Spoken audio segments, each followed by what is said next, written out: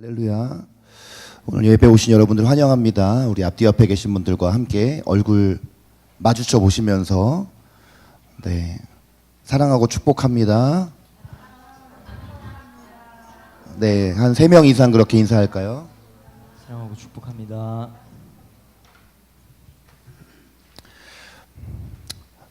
우리 계속해서 우리 2025년 하나님께서 우리 교회 가운데 주신 비전과 또 전략, 그리고 그 세 번째 복음 증거 공동체에 대한 하나님 말씀 이 아침에도 함께 나누기를 원합니다. 지난주 우리 누가복음 15장 1절에서 7절 말씀을 가지고 잃어버린 영혼을 향한 아버지의 마음에 대해서 함께 나누었습니다. 누가복음 15장 맨 앞부분에 나오는 이야기에 보면 한 목자의 이야기, 100마리의 양을 키우는 목자에게 한 마리의 양이 울타리 밖을 나갔을 때 그 목자가 그 한 마리를 찾기 위해서 99마리의 양을 들에 두고 어떻게 했다고 하죠? 어떻게 했습니까? 말씀 가운데 지난주 누가복음 15장 3절에 보니까 찾아내기까지 찾아다녔다. 그래서 우리가 이 말씀을 통해서 하나님이 주시는 메시지는 어떤 것이에요? 99마리의 양이 소중하지 않다가 아니라 그 잃어버린 한 마리의 양을 정말 포기할 수 없을 만큼 목자의 입장에서는 그 양을 향한 사랑과 긍휼과 소중히 여기는 마음이 있었다라는 것이죠. 근데 사실 이 말씀 가운데 나온 이 목자가 바로 우리 하나님이시고,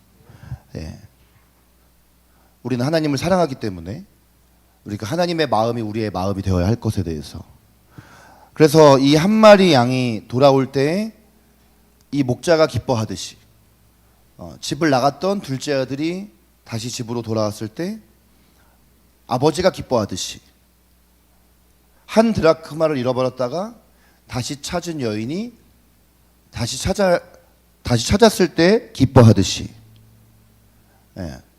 누가복음 15장 7절 말씀에 죄인 한 사람이 회개할 때 회개할 것이 없는 의인 99으로 말미암아 기뻐하는 것보다 하나님의 기쁨이 훨씬 더 큰 기쁨이다.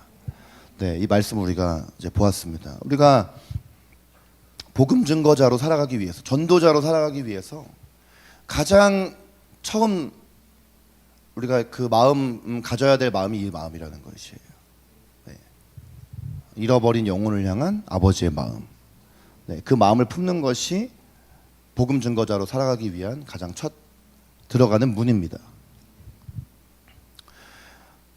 자, 오늘 우리는 함께 이제 누가복음 18장 말씀 함께 읽었는데, 이제 본문을 말씀을 보다 보니까 지난주랑 이번 주랑 다 이제 누가복음 말씀이죠. 여러분이 성경을 읽으면서 이제 누가복음이 나올 때는 꼭 기억하셨으면 좋겠는 것이 있어요. 이제 마태복음, 마가복음, 누가복음, 요한복음이 다 이제 복음서인데, 마태, 마가, 누가 이 세 복음서는 거의 내용이 겹칩니다. 거의 다 내용이 겹쳐요. 요한복음은 앞에 있는 복음서와 70%가 내용이 겹치지 않습니다. 근데 마태, 마가, 누가복음이 이렇게 같은 내용이 겹치는데도 불구하고 왜 이 세 복음서가 있냐면, 이 복음서를 쓴 사람들이 각기 다른 대상들에게 이 복음서를 읽기를 원했기 때문이에요. 근데 마태는 예수님의 제자 중에 한 명이고요. 예수님의 12제자 중에 한 명이 마태죠. 그렇죠? 마가는 이것을 베드로에게 전해 들은 것을 가지고 쓴 사람이고, 마태, 마가는 둘 다 유대인이에요. 그런데 누가는, 오늘 우리가 읽는 이 누가복음의 저자인 누가는 복음서 저자 중에 유일하게 이방인이라고요. 그리고 누가의 직업은 뭐예요? 당시 의사였단 말이에요.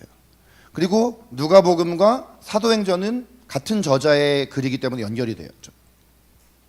자, 여러분 이것을 염두에 두고 말씀을 보시면 좋아요. 자, 특히 누가복음의 저자가 누가이고 그가 이방인이었기 때문에 누가가 누가복음을 기록할 때 더 세심하게 묘사한 부분들이 뭐냐면 그 당시에 일반적인 유대인들의 입장에서 이 사람들은 하나님의 구원의 대상이 될 수 없다라고 생각한 편견권을 가지고 있었던 대상들에 대해서 특별한 시선들을 가지고 있어요.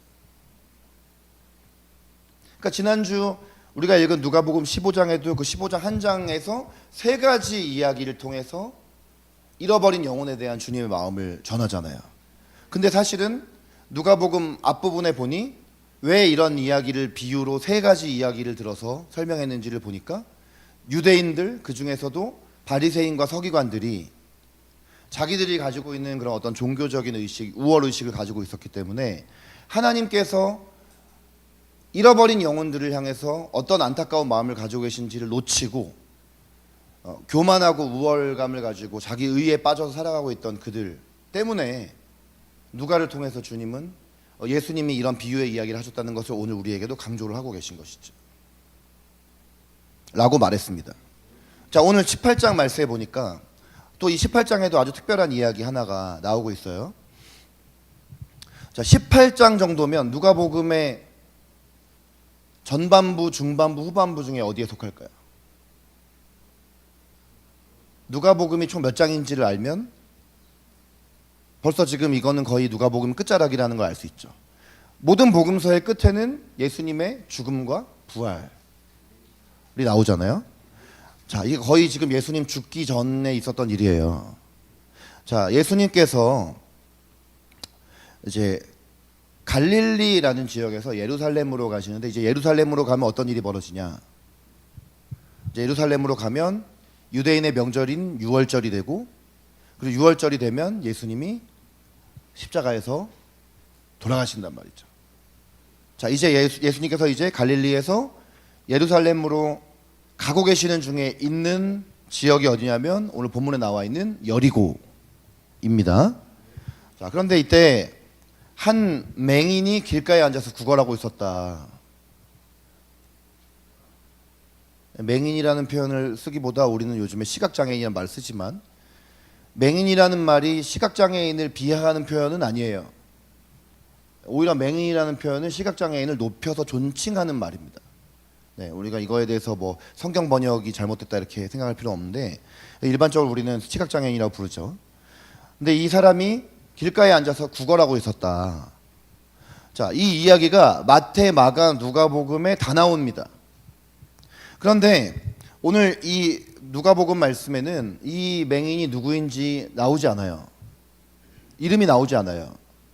그런데 마가복음에 보면은 마가복음 10장 46절에 보니까 이 사람이 누군지가 나옵니다. 이 사람은 디메오라는 사람의 아들인 거지 바디메오라고 나오고 있어요.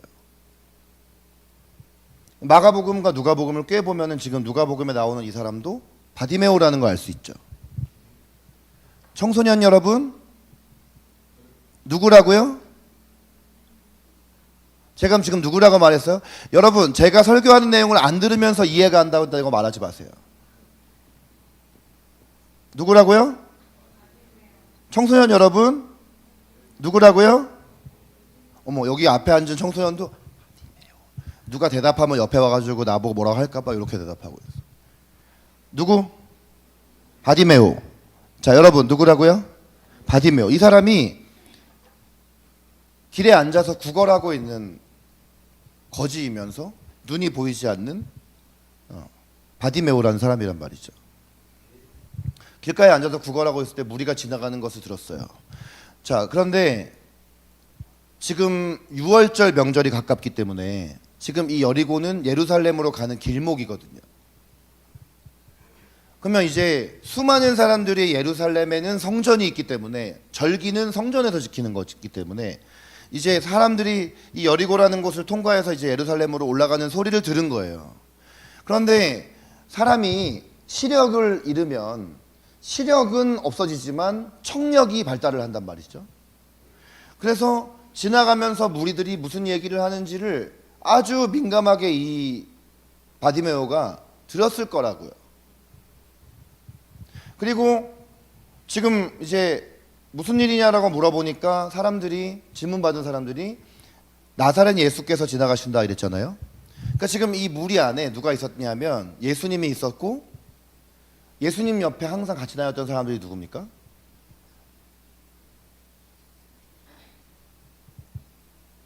누구예요? 예수님 옆에 항상 누가 같이 다녔어요? 복음서에 보면은 모시모시 예수님과 항상 함께 누가 다녔어요?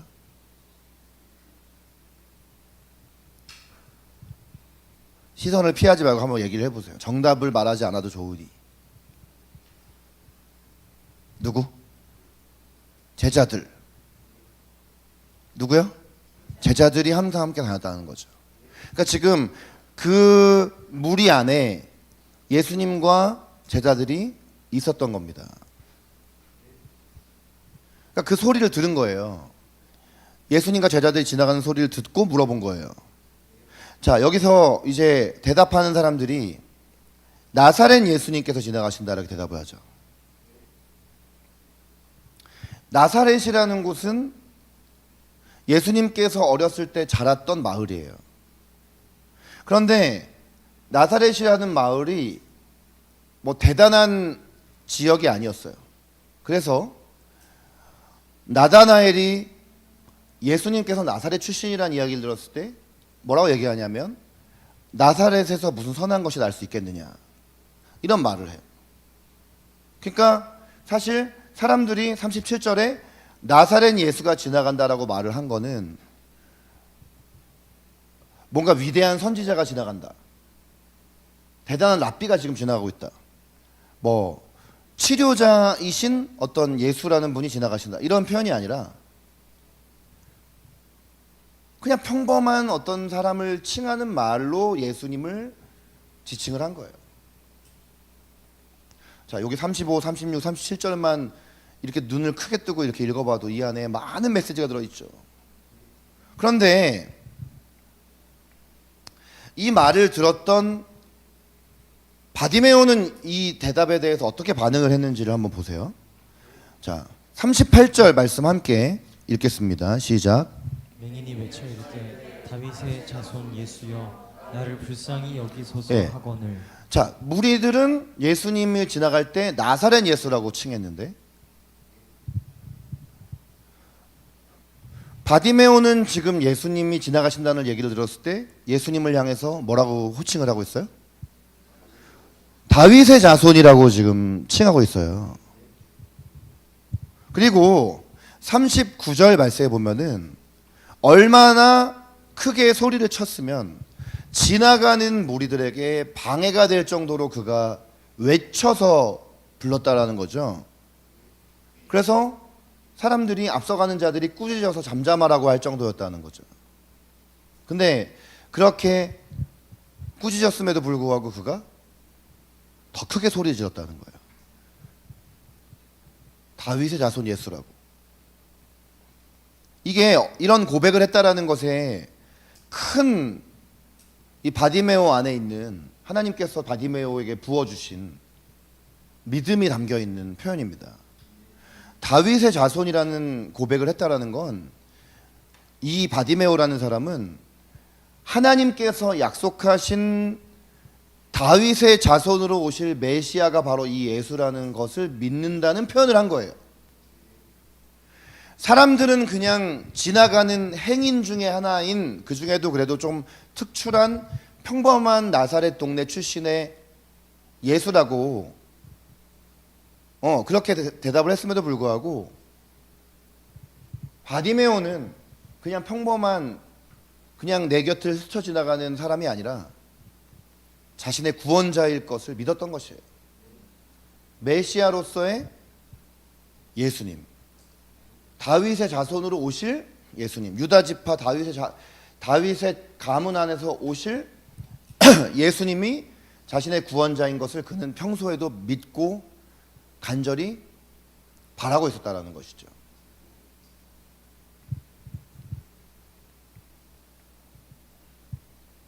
겉으로 볼 때는 이 사람은 구걸하는 자요,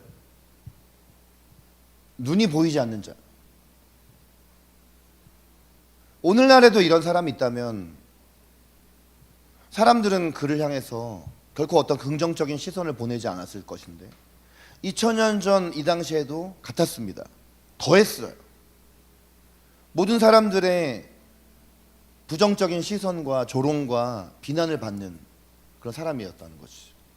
그런데 오히려 이 사람 안에는 눈을 뜨고도 많은 것을 가지고도 메시아를 알아보고 기다리지 않았던 사람들과 달리 모두가 손가락질하는 잃어버린 영혼이라고 오히려 생각되어질 만한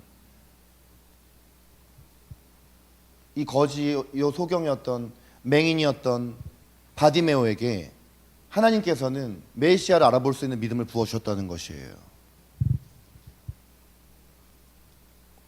군중들은 이 사람을 향해서 꾸짖고 제지를 했지만 오늘 말씀을 보면 예수님께서는 이 바디메오를 어떻게 대하시는지 40절, 41절 말씀에 보면 이렇게 나옵니다. 우리 자매님들이 눈이 감기고 있기에 자매님들이 함께 소리내서 읽겠습니다. 시작.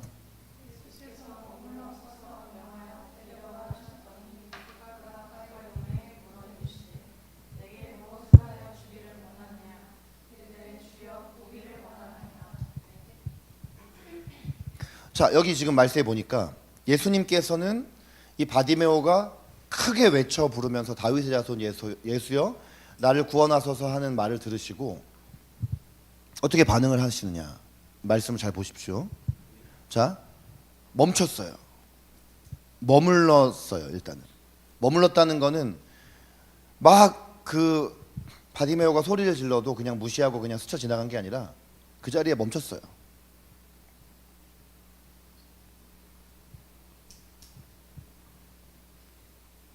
여러분들이 제가 이렇게 설교를 해도 아무런 반응이 없거나 자는 것과는 달리 예수님께서는 멈춰서 그 바디메오를 존중을 표하셨어요. 그리고 그를 자신에게로 데려오라고 하셨어요. 예수님께서 이 바디메오라는 사람의 그 외침을 그냥 외면하지 않으시고 데려오라고 하셨고 그가 자신 앞으로 왔을 때 오히려 주님도 그에게 말을 거시는 것을 보게 되어져요. 오늘 설교의 제목이기도 하죠. 41절의 그 노란 글씨 안에 뭐라고 되어 있습니까? 내게 무엇을 하여 주길 원하느냐 하셨어요. 예수님께서 이렇게 제자들과 대화하실 때나 사람들을 만나실 때 이렇게 어떤 대화가 오고 가는지를 보면은 우리는 예수님이 항상 뭔가 이렇게 딱 정답을 그냥 선포하셨을 거라고 생각을 할 때가 많은데 예수님은 그런 식의 방법을 쓰지 않았어요. 항상 예수님께서는요 질문을 던집니다. 그리고 그들의 생각을 들으시고 그 생각이 맞으면 인정해 주시고 그 생각이 방향에서 좀 빗나가 있는 것 같으면 거기에서 뭔가 비유의 말씀을 하시거나 아니면 그것을 스스로가 자기 입으로 신앙 고백을 할 수 있게끔 유도를 해가세요. 근데 이것이 예수님께서 가르치신 방법이기도 하지만 오래전부터 여호와 하나님을 믿는 유대인들 신앙 안에서 부모가 자녀를 교육할 때 썼던 교육 방법이기도 해요. 근데 예수님께서는 복음서에서 항상 이런 방법을 쓰세요. 그러니까 오늘 이 바디메오를 만났을 때에도 예수님께서는 그냥 바디메오가 이미 눈이 멀고 구걸을 하는 자이고 그에게 구원이 필요한 것을 예수님께서는 모르실 리가 없잖아요. 예수님은 하나님이시기 때문에 모든 것을 다 알고 계셨을 거 아니에요? 그럼에도 불구하고 그에게 질문을 던지세요. 그러니까 여러분들도 제가 설교할 때 질문을 던지는 걸 이상하게 생각하시면 안 돼요. 여러분들은 그동안 설교를 들으면서 가만히 앞에서 목사님이 쭉 그냥 진리를 이야기하는 것을 듣는 그런 강의를 듣는 거에 익숙해요. 사실 제가 오늘 이렇게 설교를 준비하면서 다음 주부터 주보에서 이 설교라는 말을 쓰지 말아야겠다는 생각을 했어요. 왜냐하면 설교라는 말은 성경에 나오는 단어도 아니에요. 근데 이 설교라는 단어가 우리에게 주는 이미지는 아주 부정적인 이미지예요. 오늘 다현자매 오랜만에 반가운데 이제 언니들이 이렇게 오면은 동생들이 긴장할 수도 있어요. 언니가 왔으니까, 큰 언니가 왔으니까. 근데 이제 어느 날 이제 다현자매가 와가지고 아연이한테 막 야 너 왜 이렇게 언니가 안 오는 동안 너 이렇게 하고 이렇게 개판으로 살고 있었냐 이렇게 얘기를 하니까 아연이가 이제는 좀 컸다고 언니한테 나한테 설교하지 마. 재미가 없군요. 네, 오늘 간만에 이렇게 많이 와서 출석한 거 좋은데 이렇게 오랜만에 오면은 다시 도로 분위기가 얼고 이렇게 흥이 떨어져요. 지난주, 지지난주까지 괜찮았는데 왜 또 서로 이렇게 어색해서 얼어가지고 있으세요? 이따가 너는 꽃이야 부를 때 제가 한 가지 부탁드리고 싶은 거는 왜 맨날 그렇게 가족끼리 하세요 축복송을? 아니 가족이랑 맨날 보는데 왜 맨날 가족끼리 축복송을 부르세요? 아니 일주일에 한 번 여기 와 축복송 부를 때는 일주일에 한 번 만나는 사람한테 가 축복송 불러줘야 되는 거 아니에요? 그래서 제가 일부러 오늘 화면에다가 띄워놨어요. 계속 깜빡깜빡거리도록. 가족이 아닌 사람에게 가서 축복하시오. 화면에 뭐가 점점 늘어나고 있어. 멘트를 할 수가 없으니까. 설교라는 단어가 우리에게 주는 이 어감이 좋지가 않아요. 누가 그냥 나한테 듣기 싫은 말 하는 거 들을 때 우리가 설교한다고. 학교에서 선생님이 앞에서 뭐 말할 때 우리하고 이렇게 오고 가는 교감이 없이 일방적으로 뭘 계속 말할 때 우리가 설교한다라고 한단 말이죠. 근데 사실은 예수님께서 쓰신 방법은 듣는 자와 말하는 자가 서로 계속해서 질문과 응답을 주고 받으면서 그 안에서 진리를 찾아 나가게 하신 방법을 썼단 말이죠. 오늘날에 교회가 커지고 사람들이 많아지면서 이런 방법들이 점점 퇴색되어져 버린 거야 사실은. 근데 우리는 아직은 서로 이렇게 다 제가 여러분의 얼굴과 이름을 다 알고 저도 여러분을 한눈에 볼 수 있고 여러분도 저를 이렇게 볼 수 있고 여러분도 이 안에서 대화 나눌 수 있기 때문에 지금 이 예배 시간만큼은 이게 오고 가야 되는 것이죠. 이게 안 가면 이제 어떤 일이 벌어지냐면 좀 전에도 어떤 자매가 앞에 있다가 이렇게 눈을 뜨고 있는 줄 알았는데 이렇게 되고 있었어요. 이렇게 되는 거죠. 그러니까 설교는 졸린 거예요. 저의 입장에서도 제가 설교를 듣는다고 하면 이건 졸린 일이야. 그런데 내가 만약에 그 말씀에 들어가서 마치 예수님이 지금 바디메오와 이렇게 질문을 주고 받은 것처럼 이렇게 이 안으로 들어간다면 졸릴 수가 없어. 왜냐면 이건 긴장이 도는 일이거든. 왜냐면 나한테 지금 질문이 떨어질 수 있기 때문이야. 자, 여러분이 만약에 바디메오의 입장에서 이런 질문을 받은 것이죠. 내게 무엇을 하여 주기를 원하느냐. 왜 하나님이 아니 다 알면서 왜 이렇게 질문했을까? 왜 삼위일체 하나님 중에 한 분이신 예수님께서 어떤 필요를 물어보지 않는다고 해도 이 사람이 누구이고 어떤 필요를 갖고 있는지를 다 아실 텐데 하나님께서 우리가 기도의 자리에 나아갈 때 우리가 어떤 사람인지 하나님 너무 잘 아시고 우리가 정말 원하는 것이 무엇인지 너무 잘 아시잖아요. 근데 왜 기도를 해야 해요? 왜 우리는 기도할 때 구체적으로 우리가 원하는 것에 대해서 내가 내 마음이 어떠한지에 대해서 왜 주님께 말씀드려야 해요? 여러분 이것은 하나님께서 우리의 모든 것을 아무리 다 아신다고 할지라도 우리 스스로가 우리의 마음을 하나님께 드리기를 원하시기 때문입니다. 정말 내가 원하는지 정말 내가 갈망하는지 그리고 정말 예수님께서 나를 고쳐주실 수 있고 나를 구원해 주실 수 있는 분인지를 믿는지 그 믿음의 고백을 주님은 들으시기를 원하시는 것이에요. 그리고 내가 내 마음의 의지를 사용해서 내 입으로 고백을 할 때 주님은 그것을 기뻐하시면서 칭찬해 주시는 것을 오늘 말씀을 통해서 우리는 볼 수가 있는 것이죠. 항상 우리는 우리 마음의 고백을 주님께 드려야 하는 것이에요. 내가 정말 주님께 바라고 원하는 것이 있을 때 그것을 주님 앞에 우리의 입술의 고백으로 드려야 할 필요가 있는 것이에요. 내가 어떤 지금 상황에 놓여 있는지 내가 지금 주님 앞에 원하는 것이 무엇인지 그것을 보시기 위해서 예수님께서는 오늘 이 질문을 던지신 것입니다. 자, 그런데 그런가 하면 오늘 이 말씀을 좀 다른 각도로 만약에 예를 들어서 우리가 바디메오의 입장이 아니라 예수님의 입장이라고 생각을 한번 해보세요. 자, 내가 만약에 예수님이고 내가 이제 복음을 전하는 사람이고 지금 바디메오라는 대상은 복음이 필요한 대상이잖아요. 그러면 지금 예수님께서 바디메오에게 질문을 던지실 것을 통해서 우리가 복음을 증거하는 사람으로 우리가 세상 가운데 나아갔을 때 중요하게 예수님의 이 방법을 통해서 배워야 될 몇 가지의 그런 원리들이 있다라는 것이에요. 전도 원리가 있어요, 이 안에는. 여러분 뭘까요? 그게 뭘까요?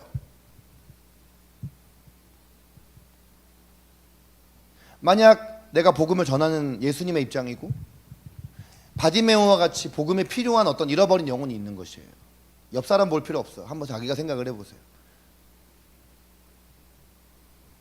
어떤 걸 여기서 좀 배울 수 있을 것 같으세요? 제가 오늘 앞에서 이미 다 복선을 다 깔았어요.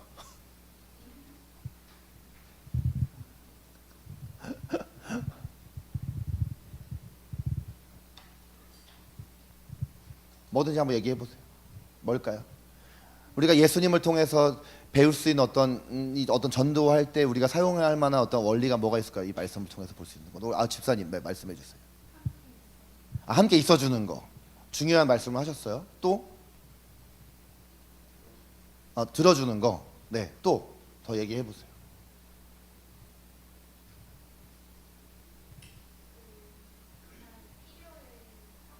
그 사람의 필요를 파악하는 거. 그러니까 여러분 보세요. 지금 다 나왔어요. 이 세 분이 대답하면서 제가 얘기하려는 것이. 잘 보세요. 우리가 전도를 하려고 할 때, 복음을 전하려고 할 때 제일 우리가 기본적으로 가져야 될 마음이 그를 향한 주님의 마음이라 그랬잖아요. 주님은 그를 사랑하시잖아요. 근데 사랑을 나타내려면 뭐가 제일 먼저 필요하냐면 함께 있어주는 거 말씀하셨잖아요. 관계를 일단 형성을 해야 하는 것이에요. 그러니까 지금 예수님께서 지나가는 이런 여러 군중들 중에서 이 어떤 바디메오라는 사람을 그냥 스쳐 지나가도 그만인 거예요. 왜냐하면 사실 사람이 많거든요. 그리고 사실 지금 예루살렘으로 가서 예수님의 최종 사명인 십자가를 지금 져야 되는 상황이거든요. 근데 이런 상황에도 주님은 이 바디메오라는 사람의 어떤 겉모습이나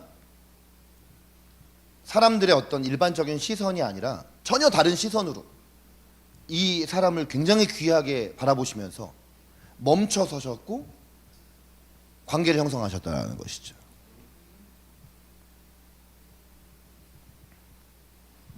우리 지난주에 우리 눈에다 손을 얹고 기도했어요. 그렇죠?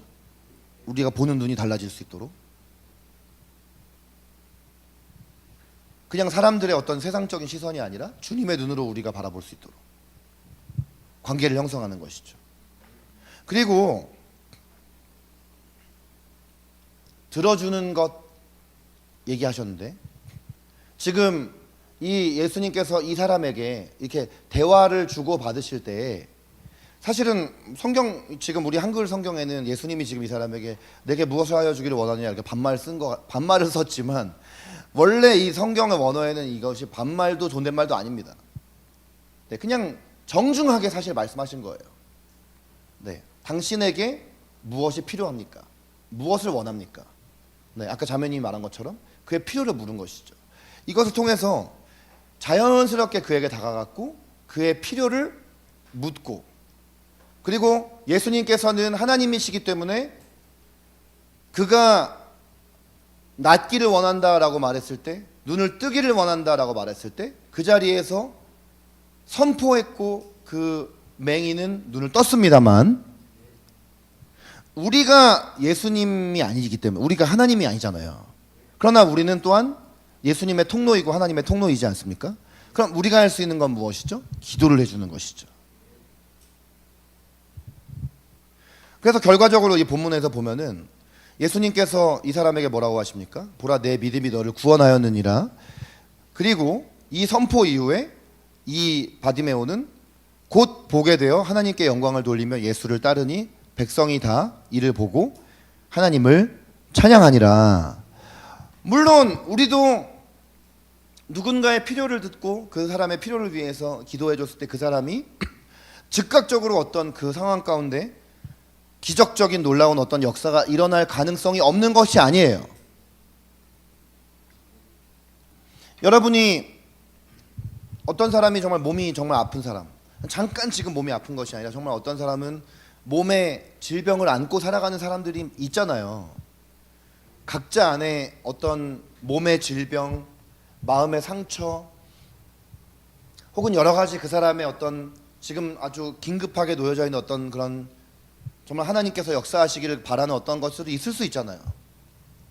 그런데 그것을 우리가 그 사람의 이야기를 듣고 그 자리에서 바로 이렇게 기도해 줬을 때 즉각적으로 그 사람이 그 문제에서 해결되어진다라는 가능성이 없는 것이 아닙니다. 분명히 하나님이 그렇게 일하실 수 있습니다. 오늘도 하나님께서 그렇게 많은 경우에 일을 해주셔요. 오늘 이 말씀에도 보면 이 바디메오라는 사람이 결국은 눈을 뜨는 것이 이 사람의 궁극적인 목적이 아니라 주님께서는 결국 이 사람이 눈을 떠서 결국 눈을 뜨는 것을 통해서 이 눈을 뜨게 해주신 하나님이 누구이신지를 보게 하시는 구원의 역사가 그에게 임했다. 그리고 43절에 보니까 결국은 이 사람이 눈을 뜨고 나서 이 사람의 반응을 보세요. 하나님께 영광을 돌리며 예수님을 따르게 되었고 다른 사람들도 이를 보고 하나님을 찬양하게 되었다고 하잖아요. 그러니까 눈 뜨는 것이 사실 궁극이 아니고요. 구원이 궁극이었던 것이에요. 치유가 궁극이 아니라 치유를 통해서 결국 구원을 얻게 되는 것이 궁극적인 목적이었던 것이에요. 우리가 사람들의 필요를 듣고 그 자리에서 기도해 줬을 때 어떤 놀라운 기적적인 역사가 즉각 일어나지 않을 수도 있고 우리가 원하는 방법으로 응답되지 않을 수도 있지만 중요한 것은 우리가 기도할 때 하나님께서는 들으시고 역사하신다는 겁니다. 그리고 우리가 기도해 주겠다라고 그 순간 약속하고 기도 안 하는 것이 아니라 실제로 계속해서 우리가 있는 그 자리에서 그 사람의 삶 가운데 하나님께서 역사하실 때까지 우리가 끈질기게 기도하며 선포하며 하나님께 갖고 나가야 하는 것이에요. 사실은 우리가 그를 위해서 기도하는 가운데 우리가 먼저는 그 사람의 기도 제목을 듣고 그 사람의 필요를 듣고 우리가 기도를 하지만 사실은 여러분 기도라는 것은 가장 먼저는 기도하는 내 자신을 변화시키는 것입니다. 우리 옆에 있는 사람에게 한번 그렇게 한번 축복하길 원해요. 기도는 하나님을 변화시키는 것이 아니라 나를 변화시키는 것입니다. 나를 변화시키는 네, 우리 앞뒤에 있는 사람에게 기도는 하나님을 변화시키는 것이 아니라 나를 변화시키는 것입니다. 하나님을 변화시키는 것입니다. 네, 기도를 해서 하나님이 어떤 분명 하나님의 뜻을 가지고 계신데 하나님의 뜻을 바꿔달라고 기도하는 게 아니에요. 네, 지금 청소년들 시험 기간이잖아요. 네, 이거 시험 기간이 오늘 우리 교회 예배에도 이렇게 영향을 주네요. 어제도 내가 다윗에 대해서도 이것 때문에 설교를 다 준비했다. 하나님이 설교를 내려놓고 기도회를 해라 해가지고 설교할 시간을 어제 기도회를 했다가 제가 지금 오늘 목이 아주 망가졌습니다. 너무 감사해요. 네, 근데 오늘 와가지고 다시 도루묵 된 거 아니죠? 어제 기껏 막 이렇게 열심히 인공호흡 다 했는데 다시 죽어가고 있는 거 아니죠? 네. 지금 내일이 시험이면 여러분이 성실히 평상시에 공부를 했으면 굳이 시험 기간이라고 뭐하러 벼락치기를 합니까? 그리고 왜 공부를 하세요? 어차피 시험 기간 끝나면 잊어버릴 텐데 그렇게 공부해봤자 뭐하러 공부를 하세요? 근데 우리가 요행을 바라는 거죠. 하나님 시험을 잘 보게 해달라고. 그럼 주님의 응답은 여러분이 시험을 잘 보는 게 아니라 공부 안 한 만큼 성적이 안 나오는 게 주님의 뜻입니다. 그래야 정신을 차리고 다음에는 성실하게 할 거 아니에요. 영적인 것도 마찬가지인 것이 우리가 막 위기가 되면은 살려달라고 막 주님께 매달리는데 사실은 어떤 것은 그동안 하나님 떠나서 그렇게 막 살았으니까 그 결과로 그렇게 온 거거든요. 그럼 여러분 그때는 그걸 그냥 견뎌내셔야 돼요. 그걸 하나님이 즉각 이렇게 바꿔주는 게 하나님의 뜻이 아니에요. 우리는 그냥 인생에서 늘 고난이 없이 그냥 순탄하게 모든 게 이렇게 되기를 원하지만 사실은 여러분이 지금 어렵고 힘든 상황을 겪고 있다면 그것이 주님의 복입니다. 옆에 있는 사람에게 말해주십시오. 당신이 겪고 있는 고난이 복입니다. 당신이 겪고 있는 고난이 복입니다. 그러니까 여러분 기도할 때요. 하나님을 변화시키려고 하는 것이 아니라 우리가 일단 기도의 자리에 나아가잖아요. 그러면 내가 변화되기 시작을 합니다. 자, 내가 정말 어떤 사람의 어떤 필요를 듣고 그 사람의 그 기도 제목이 응답되기를 기도하려고 기도할 자리에 나아갔는데 오히려 하나님은 나에게 은혜를 주세요. 첫 번째는 뭐냐면 그 영혼을 향한 주님의 마음을 주세요. 어떤 사람의 기도 제목을 듣고, 여러분이 우리 카톡방에다가 다 개인 기도 제목을 이렇게 하나하나씩 올리잖아요.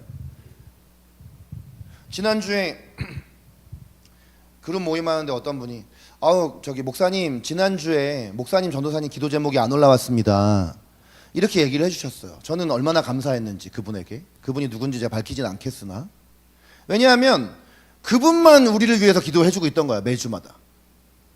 사실 그 올라오는 기도 제목을 매주 기도를 해줬다라면 누군가 기도 제목이 안 올라왔으면은 당연히 알았을 거 아니에요, 모두가. 근데 그분밖에 모르는 거야. 네, 저는 거기 기도 제목 올라오는 거를 매일 봅니다. 매일마다 읽고 기도를 합니다. 근데 중요한 게 뭐냐면요, 이런 게 있어요. 그 사람의 기도 제목을 이렇게 읽고 기도를 하는데 사실은 그 기도 제목으로 하나님의 기도를 끌어가지 않으시는 거예요. 그리고 그냥 그 사람의 어떤 전혀 다른 영역에 대해서 하나님이 알게 하셔서 기도를 하게 하시고, 그를 향한 하나님의 사랑과 긍휼과 은혜를 내 마음에 갖게 하시는 거예요. 그러니까 여러분, 누군가와 관계를 형성하고 그의 기도 제목을 묻고 그 기도 제목을 가지고 기도할 때 먼저는요, 하나님은 그 영혼을 향한 하나님의 사랑과 긍휼과 은혜를 부어주십니다. 그리고 또 하나는 뭐냐면 그 사람에게 어떻게 내가 복음을 전할 수 있을지에 대한 지혜를 주세요. 사실 충분히 그 영혼을 위해서 기도하지도 않았는데 전도하기를 기대하는 것은 순서가 좀 뒤바뀐 것입니다. 우리가 할 수 있는 가장 첫 번째는 그를 사랑하는 거예요. 그를 긍휼히 여기는 것이에요. 이게 바로 우리가 전도 대상자를 위해서 이렇게 기도 제목을 가지고 기도할 때 하나님께서 주시는 놀라운 은혜입니다. 여러분, 기도는 무조건 하나님께서 일하시는 강력한 통로입니다.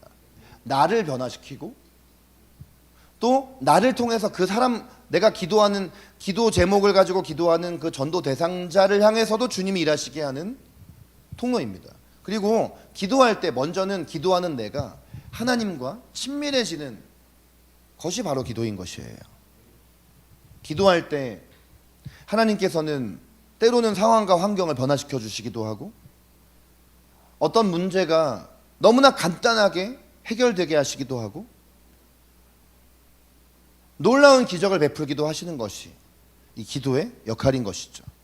그리고 우리가 이러한 기도를 통해서 가장 기대하는 강력한 기적은 바로 뭐냐면 천하보다 귀한 한 영혼이 하나님께 돌아오는 것입니다.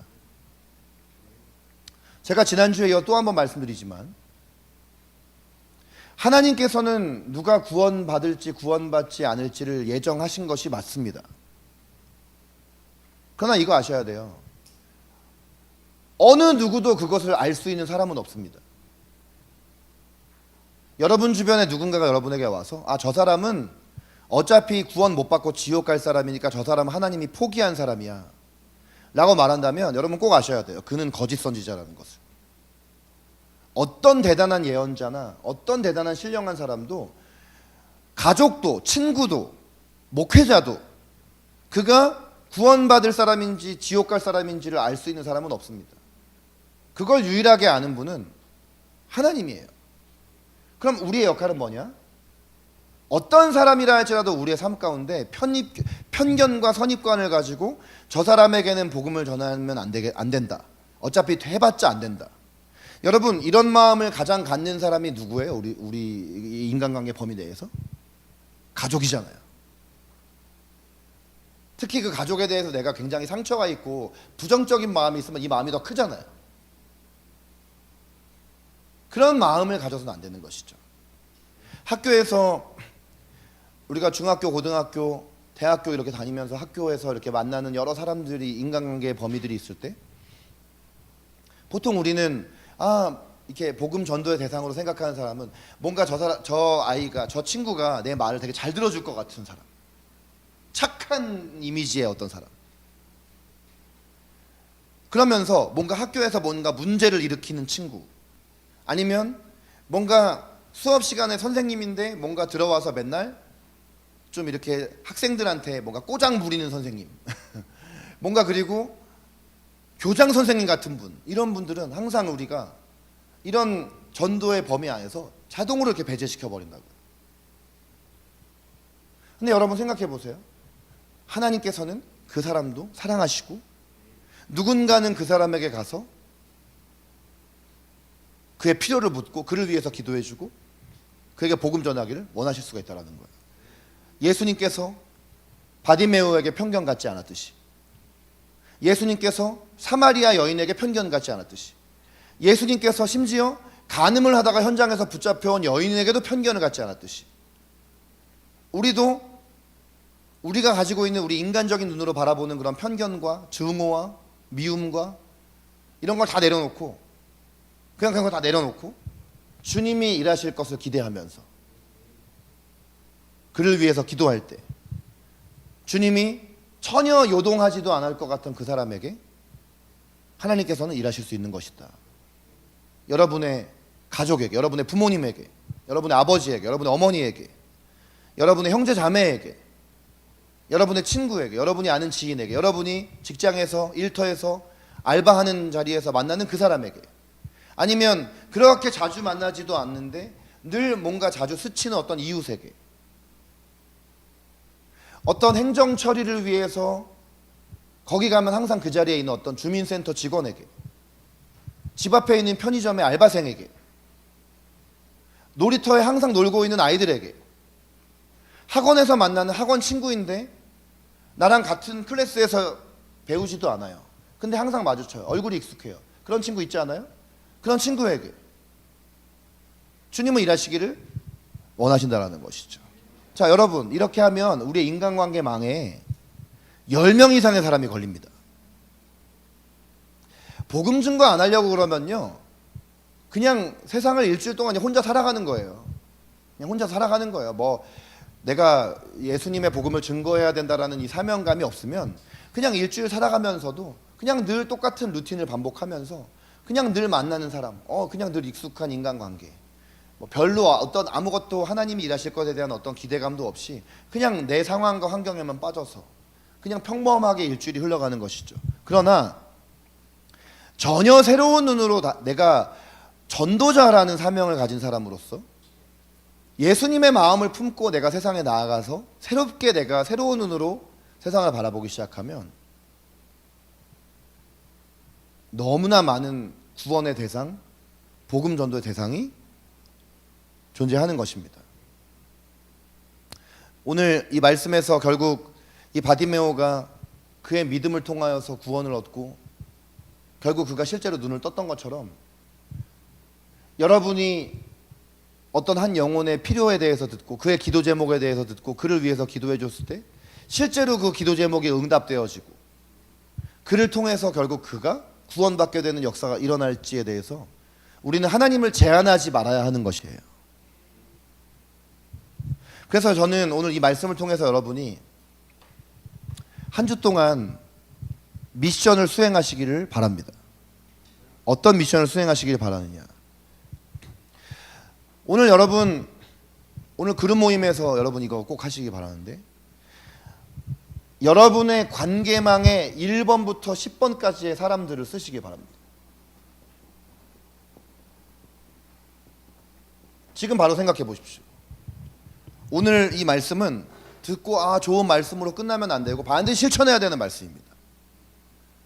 복음 증거 공동체가 되려면 넥스트 스텝으로 가야지 지금 현재 이대로 그냥 살아가면서 좋은 말씀이지, 여러분 내년 이맘때가 돼도 여러분 단 한 명도 우리가 전도 못하고 단 한 명도 구원 못 시킵니다. 여러분 이거 아셔야 돼요. 하나님이 놀라운 일을 행하기를, 하나님이 정말 놀라운 일이 행하기를 여러분이 기대하시고 바라십니까? 예? 그러면 가만히 있으면 하나님은 일하지 않습니다. 여러분이 가만히 있는 한 아무 일도 일어나지 않아요. 어떤 기적이 일어나기를 원한다면 움직이셔야 돼요. 근데 어떻게 움직이느냐? 막 움직이는 게 아니라 하나님 말씀에 순종해서 움직여야 돼요. 옆에 있는 사람에게 이렇게 말하시기 바랍니다. 하나님께서 일하시기를 원한다면 하나님께서 일하시길 원한다면 하나님과 동행하면서 하나님과 동행하면서 움직여야 합니다. 예, 움직여야 해요. 움직여야 돼요. 뭔가 시도를 해야 돼요. 가만히 있으면 아무 일도 일어나지 않아요. 움직여야 돼요. 예수님도 가만히 있었습니까? 찾아가셨어요. 사마리아 지역에 있는 한 여인 구원하려고 일부러 사마리아 통과하셨어요. 오늘도 지금 바쁘게 빨리빨리 저 예루살렘에 가서 십자가 져야 되는데 굳이 여리고에서 사람 많은 군중 사이에서 이 바디메오의 음성을 듣고 멈춰 서셨고 그 외침을 들으시고 그에게 찾아가서 물으셨어요. 요즘 우리 MZ세대들은 개인주의가 아주 강점이라고 말하지만 이거는 기독교 신앙에서는 최대 약점이야. 누구하고 관계 맺으려 하지 않아요. 어떤 그것이 상처 때문일 수도 있고 어떤 성격과 기질의 문제일 수도 있으나 그러나 성령님께서 우리에게 권능을 부어주시면 우리는 우리의 성격이나 기질을 뛰어넘게 되어지고 세대의 어떤 문화를 초월할 수 있게 되어집니다. 그것이 필요한 것이죠. 여러분의 인간관계 망에 이 10명의 사람들 누가 있는지 보십시오. 이 중에는 가족도 있을 수 있고 친구도, 직장 동료, 내 어떤 지인, 이미 만난 적이 있는 사람, 앞으로 만날 가능성이 있는 사람, 이런 사람들이 있어요. 이거는 우리에게 익숙한 사람들이죠. 익숙한 사람. 근데 여러분 이거 아셔야 돼요. 우리가 어떤 사람을 만난다라는 것은 절대로 우연이라는 건 없습니다. 네. 하나님을 사랑하는 자 곧 그의 뜻대로 부르심을 입은 자들에게는 모든 것이 합력하여 선을 이루느니라 했잖아요. 우리의 삶에 우연이 없어요. 여러분이 이 교회에 온 것도 우연이 아니고 여러분이 여기서 옆에 있는 사람을 만난 것도 우연이 아닙니다. 아멘? 네. 우연이 없어요. 그러니까 여러분이 이 익숙한 인간관계라는 이 범위 안에 있는 사람들은 사실은 하나님이 여러분에게 만나게 하신 사람들인 걸 여러분이 아셔야 돼요. 이 중에 여러분이 이 10명에 포함시켜야 될 사람들이 많이 있을 거예요. 1차적으로는. 자, 그리고 일상생활 가운데 이렇게 익숙하진 않아도 그냥 알고 지내는 사람도 있을 거예요. 막 뭔가 이렇게 친밀하진 않지만 알고 지내는 사람이 있을 거예요. 뭐 내 옆에 우리 동네 옆에 주변에 사는 이웃일 수도 있고 친척일 수도 있고 학교 다니는 사람이면 같은 클래스, 같은 학급의 친구일 수도 있고 아까도 제가 여러 번 얘기했지만 내가 집 주변에 가면 늘 가는 슈퍼마켓, 편의점, 뭐 카페, 시장, 버스 정류장, 사무실에서 만나는 분들 있잖아요. 집에서 방 안에서 안 나오세요? 내가 만나는 사람은 오로지 우리 가족? 아니잖아요. 늘 같은 비슷한 버스에서 같은 시간대에 비슷하게 타는 사람들도 있잖아요. 학교에 학급에 20-30명의 친구들이 있으면 여러분이 친한 사람 몇 명입니까? 그 몇 명 손가락에 꼽을 정도만 친밀하지 대부분의 나머지 학급에 있는 친구들은 여러분이 관계를 안 맺어본 친구들 옛날 같지 않잖아요. 지금 우리의 인간관계가. 사람들은요. 잘 들어보세요. 아, 내가 오늘 이렇게 교회에 왔는데 나를 제외한 이 교회에 있는 15명의 사람이 나한테 와서 다 말 좀 걸어줬으면 좋겠다. 이렇게 생각을 하는 사람이 교회 15명 모였으면 교회가 소망이 없습니다. 그럼 15명이 어떤 마음을 가져야 되느냐? 아, 나를 제외한 14명 모두하고 한 번씩 오늘 다 대화해보고 인사해봐야지. 이런 마음을 가지면 이 교회는 2배, 10배 부흥합니다. 그런 교회 가고 싶지 않겠어요? 네? 맨날 와가지고 아 뭐 이거 주워 먹을 게 없나 이렇게 와가지고 있는 사람들만 있으면 그게 어떻게 교회가 공동체가 되겠습니까? 섬김을 받으려 하는 것이 아니라 내가 섬기려 하기 시작할 때 하나님 일하시는 것이죠. 여러분들이 이런 알고 지내는 사람들 중에 저 10명에 포함시킬 만한 사람들이 있을 수 있어요. 이런 사람들 중에 크리스찬들도 있겠죠. 근데 크리스찬인데 지금 하나님께로부터 멀어져 있다라는 것이 느껴지는 사람도 있을 거예요. 교회 다니다가 지금 나오지 않는 사람. 하나님을 이전에 만난 적이 있음에도 불구하고 지금은 하나님께로부터 멀어져 있는 사람. 혹은 아예 하나님에 대해서 들어볼 기회조차도 없는 사람도 있을 것이에요. 사실 이미 크리스천이라면, 이미 교회 생활하고 있고 신앙생활 잘하고 있다면 전도 대상은 아닙니다. 여러분 이걸 아셔야 되는데, 이미 다른 교회 공동체에서 신앙생활 잘하고 있는 사람을 우리 교회 데려오려고 하지 마세요. 그거는요 굉장히 잘못된 모습이에요. 왜냐하면 여기 노래하는 교회가 있고, 여기 옆에 은성교회 있고, 여기 옆에 단구 침례교회도 있고, 여기 한마음교회라는 데도 있고, 이 주변에 반경의 교회가 7, 8개가 있어요. 그러면 어느 날 여기 원흥 4차 아파트 사는 어떤 사람이 은성교회가 등록했다는 얘기를 듣고, 어떤 사람이 아우 안타까워 우리 교회 내려올 걸, 이런 생각해서는 안 됩니다. 왜냐하면요 하나님 나라에서는 모든 교회가 하나입니다. 네. 그러니 은성교회에 어떤 예수님을 모르는 사람이 그 교회를 가서 신앙생활을 잘하게 되었다면 우리도 같이 기뻐해야 하는 것이에요. 와, 우리 교회 그 교인 뺏겼네, 은성교회 교인 뺏겼네, 이 생각을 하는 순간 주님이 우리에게 준 은혜가 사라지는 거예요. 우리가 무슨 마케팅을 하는 게 아니잖아요. 그러나 우리 교회에 하나님 예비하신 사람이 분명히 있을 겁니다. 여러분을 통해서 올 사람들이 바로 그 사람들이에요. 어디 제3자가 갑자기 우리 교회를 알아서 이렇게 오는 것이 아니라, 여러분, 이 자리에 있는 바로 여러분들을 통해서, 여러분의 관계망을 통해서 하나님은 이 교회에 누군가를 인도해 주시기를 원하실 거예요. 그러니까 하나님이 이 교회에, 이 로컬 처치에 속하게 되었겠죠. 그래서 여러분이 이 10명을 이제 기록을 했다라면, 여러분들이 이 사람들에게 다 일일이 10명을 만나기 어렵잖아요. 여러분들이 한 주 살아가면서 학교 생활, 직장 생활 이렇게 하는 바쁜 그런 생활들을 하고 있으니까. 근데 이 사람들 중에, 여러분들이 이 사람들을 위해서 일단 중요한 것은 매일 기도를 하시라는 거예요. 사실 오늘 같은 이런 계기가 없다면 여러분이 복음 증거를 위해서 기도할 때 막연한 기도를 하시지 않겠어요? 막연한 기도. 그냥 언젠가 기회가 되면 전도해야지. 여러분, 이런 마음을 가지고는 여러분들이 평생을 살면서 단 한 명에게도 전도하지 않습니다. 인간이 그만큼 연약하고 그만큼 죄성이 가득해요. 아무리 여러분이 잃어버린 영혼을 위한 마음이 있고 예수님의 명령이 여러분의 마음에 있다 해도, 이러한 미션을 가지고 여러분이 실천하지 않으면 여러분이 평생을 가야 복음 전하지 않습니다. 그러니까 여러분이 실천해야 될 거는, 첫째, 10명을 정해서 잘 정하시고, 이 10명을 그러니까 오늘 집에 가기 전에 정하는 겁니다. 그런 모임에서 정하는 거예요. 지금부터 기도하면서 정하는 겁니다. 네, 나는 그 10명 정하는 게 너무 어려워서 이제 노래하는 교회 못 나오겠어요 라고 과거에 말했던 분이 계세요. 실제로.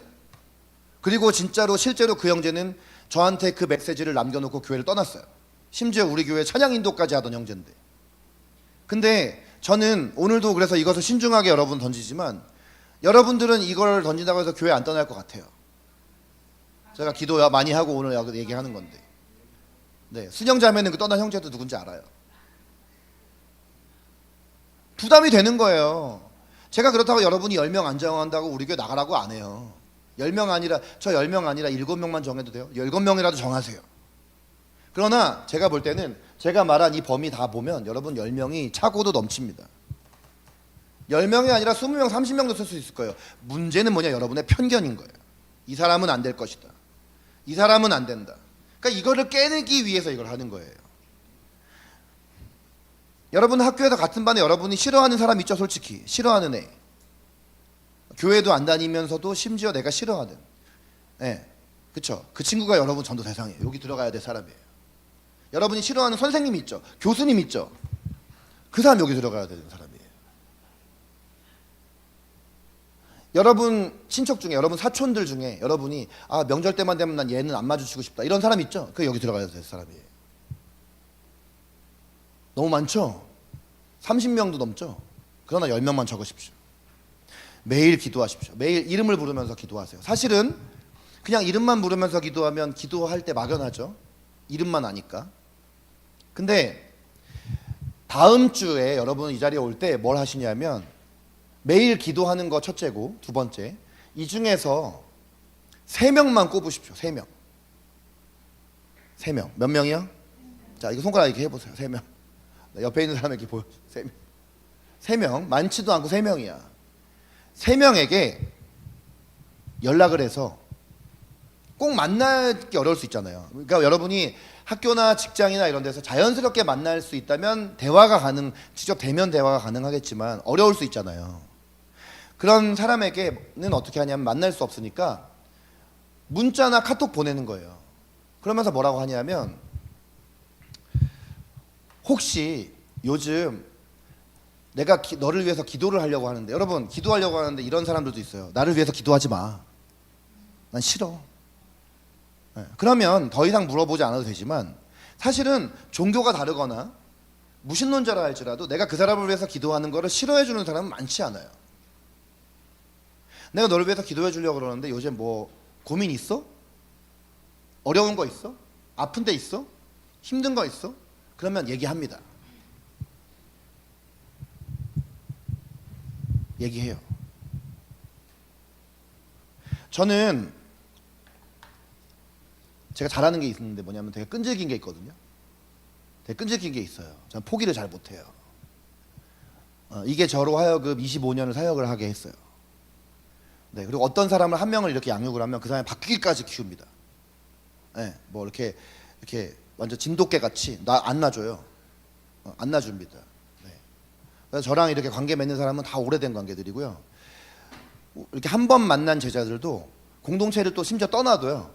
그 사람을 위해서 기도하기 결정하면 하루도 빠짐없이 기도합니다. 실제로 제가 어떤 제자를 10년을 하루도 빠짐없이 기도를 해가지고 교회를 온 적이 있어요. 네, 물론 그 친구가 또 어떤 일로 인해서 또 떠났어. 그래서 저는 지금도 기도를 해. 10년을 그를 위해서 하루도 기도를 빠진 적이 없어. 그 어려운 일 아니거든요. 왜냐하면 날마다 기도를 하기만 하면 되는 거예요. 기도하러 나가야 하잖아요. 그러면 나는 루틴이 있는 거야. 이 사람 위해서는 기도하자. 기도 제목을 구체적으로 몰라도 이름이라도 부르자.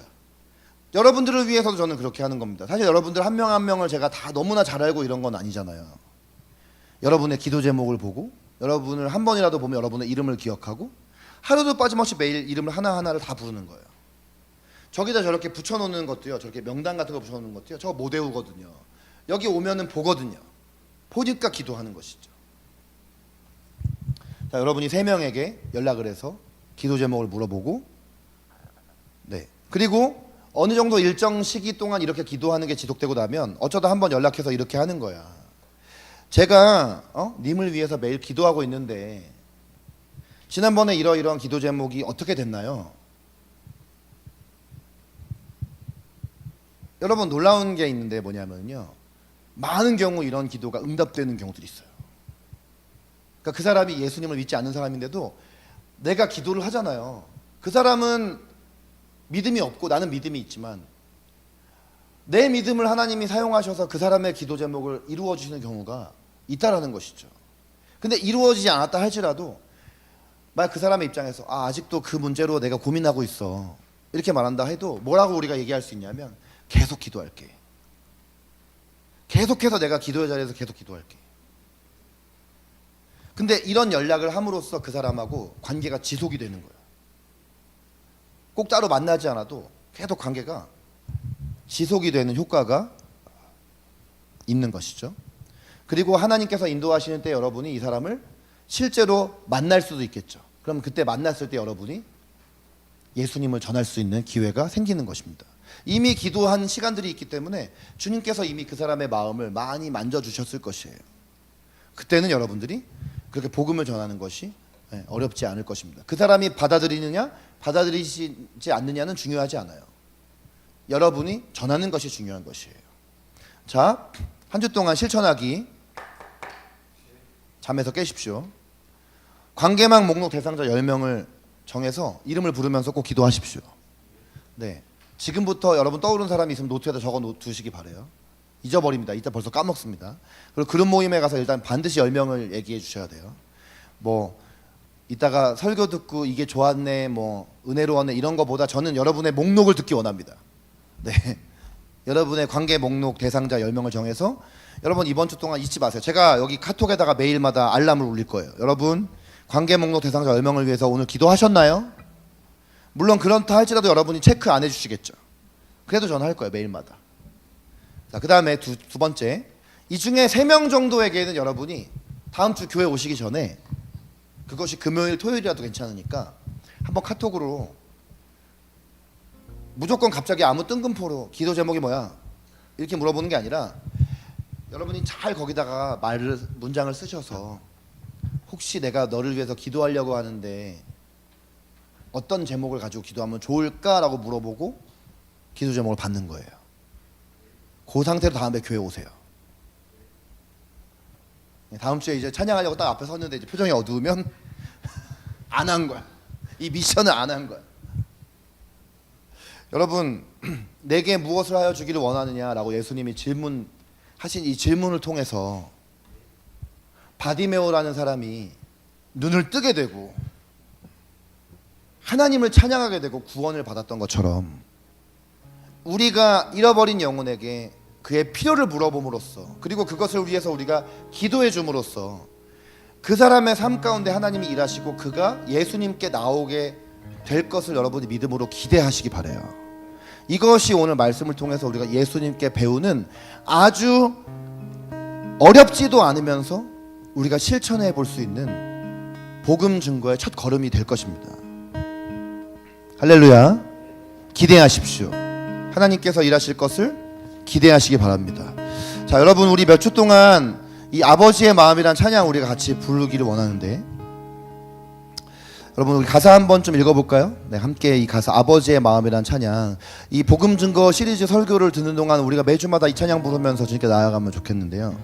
네, 우리 한번 가사를 생각하면서 우리 함께 조용한 소리로 이 가사를 함께 읽어보는 시간을 갖기 원합니다. 시작. 소리. 아버지 마음, 열방을 사랑하시는 한 영혼을 천하보다 귀하게 여기는 마음. 빛이 없는 자들에게 구원의 의를 알리는 마음. 가서 전하세 아버지의 사랑. 잃어버린 영혼 돌아오도록 가서 나누세 아버지 사랑. 모든 열방 구원에 이르도록 내 눈을 여소서 내 마음을 여소서. 여러분, 요 마지막 가사가 정말 중요한데, 내 눈을 여소서 내 마음을 여소서. 네, 잃어버린 영혼을 향해서 내 눈이 열려지게 하소서. 하나님의 마음을 향해서 내 마음이 열리게 하소서. 네, 우리 그런 마음으로 이 찬양 아는 분들은 크게 부르시고 모르는 분들은 한번 오늘 배우고 우리 매주마다 이 찬양 부르면서 아버지의 마음을 우리가 함께 구하는 그런 시간이 되었으면 합니다.